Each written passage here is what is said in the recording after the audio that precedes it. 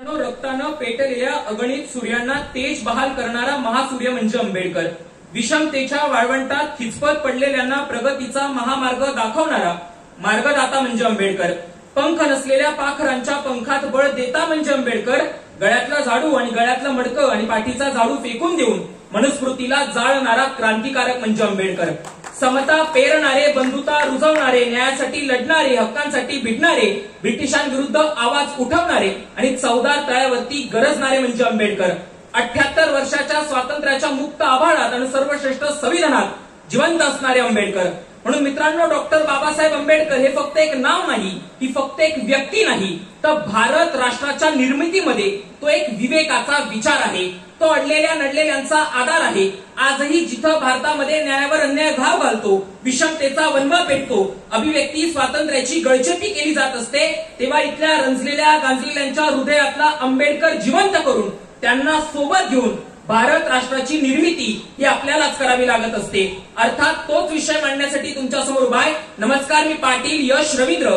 विषय मांडत आहे भारत राष्ट्राची निर्मिती आणि डॉक्टर बाबासाहेब आंबेडकर. विषयाच्या सुरुवातीलाच एक गोष्ट स्पष्ट करतो की धनंजय कीर, डॉक्टर बाबासाहेब आंबेडकर खंड दुसरा यामध्ये असं लिहायला लागतात की मुळात भारताला स्वातंत्र्य हे 1947 नंतर मिळालं असलं आणि त्यानंतर आधुनिक भारताची निर्मिती झाली असली तरी सुद्धा 1920 ते 1950 ह्या 30 वर्षाचा कालखंडामध्ये खऱ्या अर्थानं भारत राष्ट्राची निर्मिती झाली होती. आणि हाच काळ डॉक्टर बाबासाहेब आंबेडकरांच्या कार्यकाळाशी देखील समतोल असलेला आपल्याला पाहायला मिळू लागतो. अगदी त्याच रीतीनं आंबेडकर स्टडीजचा विद्यार्थी असल्या कारणामुळे बाबासाहेब आंबेडकरांनी आतापर्यंत बांधलेली 12 नदीजोड जलप्रकल्प असतील किंवा बाबासाहेब आंबेडकरांनी आरबीआय प्रॉब्लेम ऑफ रुपी लिहून आरबीआयची केलेली निर्मिती असू शकते किंवा बाबासाहेब आंबेडकरांनी खोत शेती पद्धतीपासून शेतकऱ्यांची केलेली मुक्तता असू शकते. केवळ या चौकटीत बाबासाहेब आंबेडकर आणि भारत राष्ट्राला मला मुळीच मांडायचं नाहीये. मुळात भारत राष्ट्राची निर्मिती या चौकटीच्या पलीकडे जाऊन बाबासाहेब आंबेडकरांनी करण्याचं काम केलं होतं. म्हणजे राज्यशास्त्राच्या दृष्टिकोनानं विचार केला तर 1927 साली बाबासाहेब आंबेडकर सायमन कमिशन समोर भाषावर प्रांत रचनेची मागणी फेटाळून लावतात. त्यासाठी बाबासाहेबांनी 2 कारणं दिली होती. पहिलं कारण म्हणजे विभागीय जागरूकता निर्माण होईल आणि याच देशामध्ये सीमावादाला तयार होताना आपल्याला पाहायला मिळणार आहे. आणि दुसरं सगळ्यात महत्वाचं कारण म्हणजे की या देशातील एकाच समाजातील, एकाच जातीतील, एकाच धर्मातील लोक कायमच सत्तेवर जाताना आपल्याला पाहायला मिळणार आहेत. म्हणून आजही तुम्हाला याच भारतामध्ये अब की पार 400 पारचा नारा देताना लोक पाहायला मिळू लागतात. विषयाच्या दुसऱ्या बाजूने विचार केल्यानंतर बाबासाहेब आंबेडकर भाषावर प्रांतरचनेला असं म्हणतात की या भारताच्या उत्तरेकडील भागामध्ये हिंदी बोलणारे लोक अधिक राहतात, तर दक्षिणेकडे तमिळ, तेलुगू, मल्याळम बोलणारे लोक अधिक राहतात. मग अशा वेळी हा दक्षिण भारत उत्तर भारताचं वर्चस्व सहन करेल काय? त्यासाठी दिल्ली सोबत हैदराबादला देखील आपल्याला भारताची राजधानी बनवावं लागणार आहे.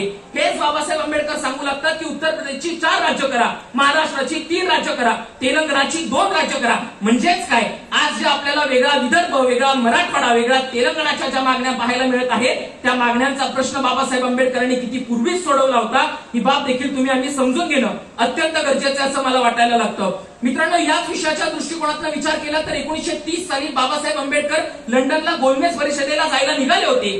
त्या दिवशी बाबासाहेबांचा मुलगा राजरत्नाचं निधन झालं होतं. त्यावेळी बाबासाहेबांचे मोठे भाऊ त्यांना म्हणाले, भिवा तू कुठे चालला आहेस? राजरत्न आता राहिला नाही. त्यावेळी बाबासाहेब आंबेडकर स्वतःला सावरत असं म्हणाले होते की मी आज जर लंडनला गेलो नाही तर माझ्या अस्पृश्य समाजाच्या हक्क आणि अधिकारांची कायमचीच हत्या केली जाईल. मी माझ्या एका मुलासाठी माझ्या करोडो मुलांचं भवितव्य वाऱ्यावर सोडू शकत नाही. म्हणजे भारत राष्ट्राची निर्मिती करत असताना या समाजातील तळागाळातील समाजाला वर कसं आणायचं हे देखील आपल्याला बाबासाहेब आंबेडकरांकडून शिकता आलं पाहिजे. बाबासाहेब आंबेडकर जोपर्यंत हयात होते तोपर्यंत भारत राष्ट्राची निर्मिती झाली असं तुम्हाला वाटत असेल तर तो तुमचा गोड गैरसमज आहे. कारण बाबासाहेब आंबेडकर 1945च्या कालखंडामध्ये मुकनायकामधून लिहायला लागतात की ज्यावेळी जग दुसऱ्या महायुद्धाच्या उंबरठ्यावर होतं, हिटलर नाझीवादाचा पुरस्कार करत होता, हिटलरचा नाझीवाद जगभर फोफत होता, त्यावेळी भारतीय अर्थव्यवस्थेला हिटलरच्या नाझीवादाचा कसा धोका पोचणार आहे हे सांगण्याचं काम बाबासाहेब आंबेडकर करत होते. 1952 ला बाबासाहेब आंबेडकर असं म्हणतात की साम्यवादी चीन फोफवणाऱ्या वणव्याप्रमाणे आहे, चीन पासून सावध राहा, हा चीन कधीतरी भारताचा गळा घोटणार आहे. 1956 ला बाबासाहेब आंबेडकरांचं निधन होतं आणि 1962 ला चीन भारतावर आक्रमण करतो. अहो 2020 मध्ये आलेला कोरोना कोणत्या देशामुळे आपल्या देशात आला होता हे मला तुम्हाला नव्यानं सांगण्याची गरज नाही.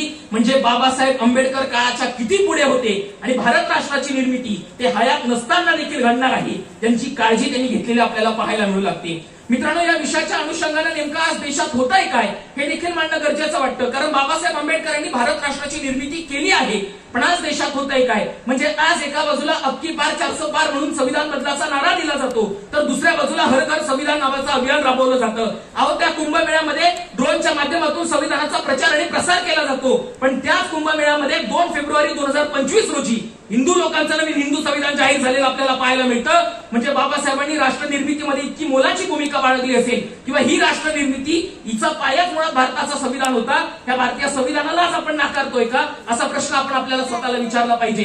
ज्याच भारतामध्ये मणिपूरमध्ये महिलांची नग्न धिंड काढली जाते तेव्हा बाबासाहेबांनी शिकवलेली समानता नेमकी जाते कुठे?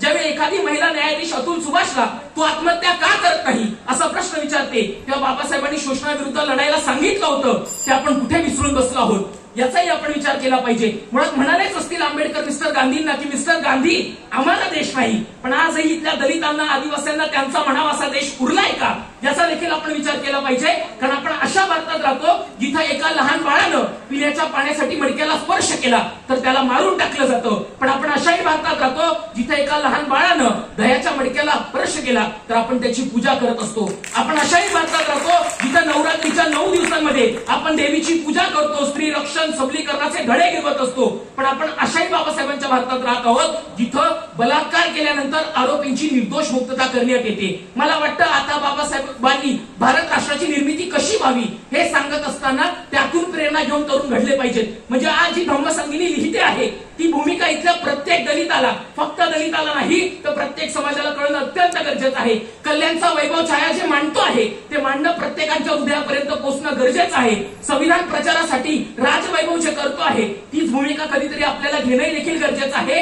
आणि विषयाचा शेवट करत असताना इतकंच की किती दिवस बाबासाहेब आंबेडकरांच्या रॅल्या आणि संविधान प्रचार आणि प्रसार केवळच काय की केवळ सिद्धार्थ चौक किंवा बुद्धनगर किंवा या राजवाड्यातून निघणार आहेत? कधीतरी याच रॅल्या, याच मिरवणुका सदाशिव पेठेतनं, हिंदू कॉलनीतनं आणि मुंबईच्या फडके रोडवर निघाव्यात. तेव्हाच खऱ्या अर्थानं बाबासाहेबांनी जे भारत तयार केलं ते भारत समानतेच्या आणि सार्वभौमत्वाच्या तत्वावर उभं राहिलं असं आपल्याला म्हणता येईल, ते म्हणता यावं इतकाच माफक आशावाद व्यक्त करतो. मी आपल्या सगळ्यांचीच रजा घेतो. मनपूर्वक धन्यवाद.